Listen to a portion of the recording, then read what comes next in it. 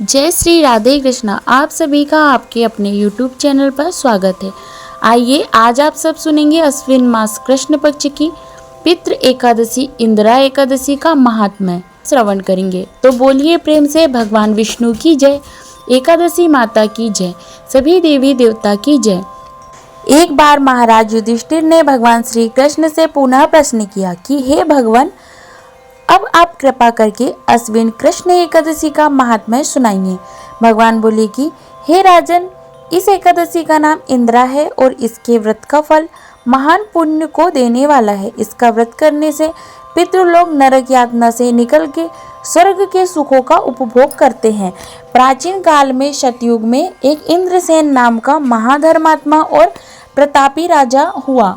वह अपनी प्रजा का पुत्र के समान ही पालन किया करता था। उसके राज्य में प्रजा धन धान से परिपूर्ण एवं सुखी रहती थी। एक दिन राजा अपने दरबार में विराजमान था। उसी समय महर्षि नारद जी आकाश मंडल से उतरते हुए दिखाई पड़े। उनकी दिव्य ज्योति से चारों ओर प्रकाश प्रस्फुटित हो उठा। राजा ने अर्धपाद से उनकी पूजा कर उन्हें दिव्य आसन पर बिठाया। महर्षि ने राजा से कुशल प्रश्न किया तो राजा ने कहा कि भगवान, आपकी दया से यहाँ पर हर प्रकार से सभी कुशल है। अब आप अपने आने का कारण बतलाइए और हमें कृतार्थ कीजिए। नारद जी ने कहा कि हे राजन, आप सावधान होकर मेरी बात को सुनिए। देव संयोग से मैं घूमता फिरता यमपुरी में पहुंचा।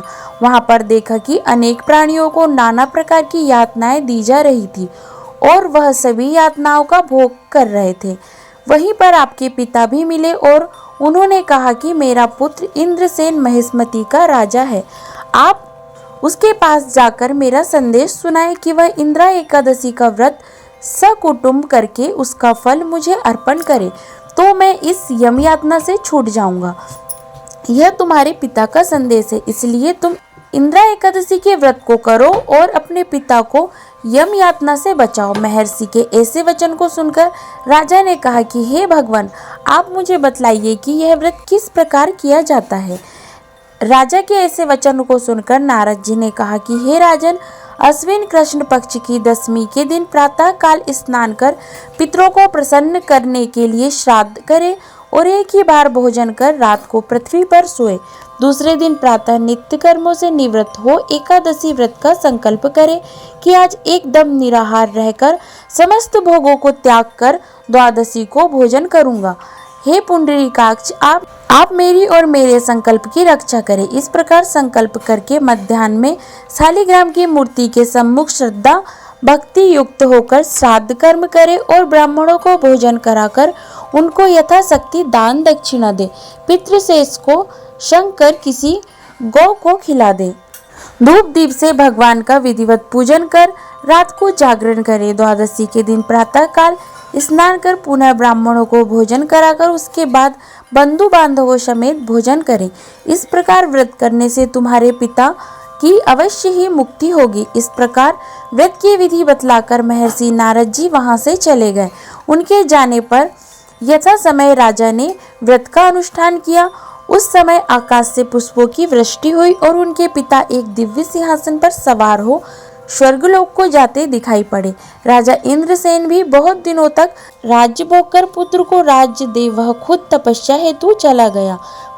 इस कथा को पढ़ने एवं सुनने वाले अवश्य ही स्वर्ग को प्राप्त करते हैं। तो बोलिए प्रेम से भगवान विष्णु की जय, माता लक्ष्मी की जय, एकादशी माता की जय, शालिग्राम भगवान की जय। जो भी व्रती है व्रत के दौरान जो कि शुद्ध सात्विकता का पालन करना चाहिए। व्रती को दशमी के दिन मांस, मदिरा, लहसुन, प्याज आदि का बिल्कुल भी त्याग कर देना चाहिए। रात्रि को पूर्ण ब्रह्मचर्य का पालन करना चाहिए तथा भोग विलास से दूर रहना चाहिए। एकादशी के दिन प्रातः लकड़ी के दातुन ना करे। नींबू, जामुन या आम के पत्ते लेकर चबा के उंगली से कंठ को साफ करे। वृक्ष से पत्ता तोड़ना भी इस दिन वर्जित माना गया, अतः स्वयं गिरा हुआ पत्ता लेकर सेवन करे। यदि यह संभव ना हो पाए तो पानी से 12 बार कुल्ले करे, फिर स्नान आदि कर शुद्ध वस्त्र धारण करके भगवान सूर्य नारायण को अर्घ्य प्रदान करें। उसके बाद अपने मंदिर में जाकर के अपने घर पे जो कि गीता पाठ आदि करे या पुरोहित जी से गीता पाठ का श्रवण करे। फिर प्रभु के सामने इस प्रकार प्रण करना चाहिए कि आज मैं चोर, पाखंडी और दुराचारी मनुष्यों से बात नहीं करूंगा और ना ही किसी का दिल दुखाऊंगा। रात्रि को जागरण कर कीर्तन करूंगा। तत्पश्चात ओम नमो भगवते वासुदेवाय इन 12 मंत्रों का जाप करें। राम, कृष्ण, नारायण आदि विष्णु के सहस्त्र नामों को कंठ का भूषण बनाए। भगवान विष्णु का स्मरण कर प्रार्थना करे और कहे कि हे त्रिलोकीनाथ, मेरी लाज आपके हाथ है, अतः मुझे इस प्रण को पूरा करने की शक्ति प्रदान करना। यदि भूलवश किसी निंदक से बात कर भी ली हो तो भगवान सूर्य नारायण के दर्शन कर धूप दीप से भगवान श्री हरि विष्णु कर क्षमा मांग लेनी चाहिए। एकादशी के दिन जो कि व्रती को घर में झाड़ू लगाना मना किया गया है, क्योंकि इस दिन चींटी आदि सूक्ष्म जीवों की मृत्यु का भय रहता है। इस दिन बाल, दाढ़ी, नाखून आदि बिल्कुल भी नहीं काटना चाहिए। कम बोलना चाहिए। अधिक बोलने से मुख से ना बोलने वाले शब्द भी निकल जाते हैं। इस दिन यथाशक्ति दान करना चाहिए, किंतु स्वयं किसी का दिया हुआ अन्न आदि कदापि ग्रहण नहीं करना चाहिए। दशमी के साथ मिली हुई एकादशी व्रत मानी जाती है। वैष्णवों को योग्य द्वादशी मिली हुई एकादशी का व्रत करना चाहिए। त्रयोदशी आने से पहले ही व्रत का पारण करना चाहिए। एकादशी के दिन व्रतधारी व्यक्ति को गाजर, सलजम, गोभी, पालक इत्यादि का सेवन बिल्कुल भी नहीं करना चाहिए।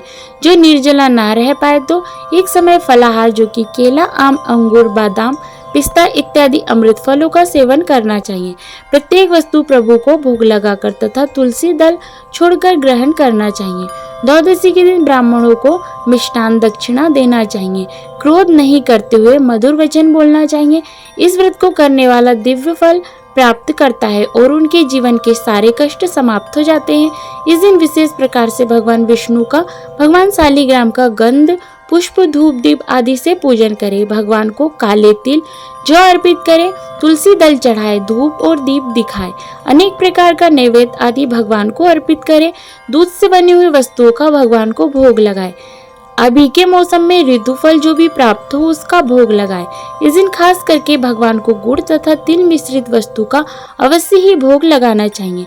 जब भी भगवान को भोग लगाते हैं तो तुलसी दल डालकर ही भगवान को भोग लगाना चाहिए। इस प्रकार भगवान को नैवेद्य आदि का भोग लगाए। जल से आचमनी करवाए। मुख शुद्धि के लिए पान पत्र, सुपारी, लौंग, इलायची के साथ में अर्पित करें। द्रव्य दक्षिणा चढ़ाए। इसके बाद कथा आदि का श्रवण करें। विष्णु सहस्त्र नाम, पुरुषोक्त आदि का श्रवण करे। भगवान की आरती करे, फिर निरांजन करे, पुष्पांजलि करे, फिर क्षमा प्रार्थना करे। इस प्रकार से भगवान का पूरे विधि विधान के साथ पूजन करे। इससे भगवान विष्णु अपने भक्तों के सभी प्रकार के पाप और ताप को नष्ट कर देते हैं तथा इस व्रत के फल से पितरों को भी सद्गति की प्राप्ति होती है, उन्हें मोक्ष की प्राप्ति होती है। तो आशा करती हूँ ये जानकारी आपको अच्छी लगी होगी। इसी प्रकार से ज्ञानवर्धक जानकारियाँ प्राप्त करते रहने के लिए, व्रत पूजा के बारे में जानने के लिए, कथा को सुनने के लिए चैनल पर अगर आप पहली बार आए हैं तो चैनल को लाल बटन दबा करके सब्सक्राइब करें। साथ में बेल आइकन घंटी को दबाएं ताकि आने वाली वीडियो का नोटिफिकेशन आपको समय से मिलता रहे। जय श्री राधे कृष्णा। धन्यवाद।